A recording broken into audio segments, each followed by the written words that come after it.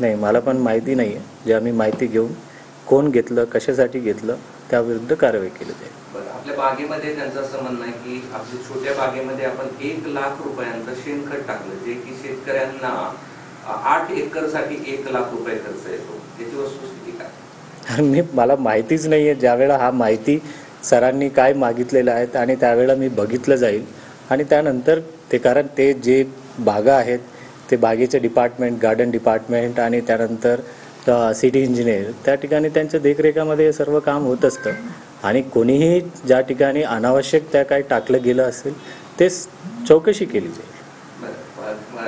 उपायुक्त जे आहेत, 2 उपायुक्त आयुक्त यांच्या कॅबिन रिन्यूवरती लाखो रुपये खर्च करण्यात आले असं त्यांचं म्हणणं आहे. म्हणजे 2 उपायुक्तांच्या कॅबिनसाठी 77 लाख रुपये या ठिकाणी खर्च करण्यात आले रिनोव्हेशनसाठी. हा इमारत एकंदरीत ते फार जुनी आहे आणि या ठिकाणी वारंवार हा इमारत कधीही रिनोव्हेशन केली गेलेली नाही आहे आणि ज्यावेळेला रिनोव्हेशनसाठी जे नियमानुसार खर्च होतो त्या अनुषंगाने केलं असेल.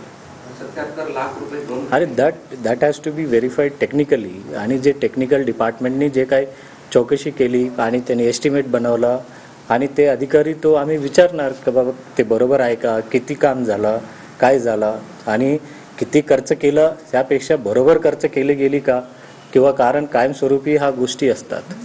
कारण कुठलाही सरकारी खर्चावर अनावश्यक खर्च केली गेलेली आहे का किंवा आवश्यक खर्च केली गेलेली आहे, या गोष्टी तपासल्या जाईल.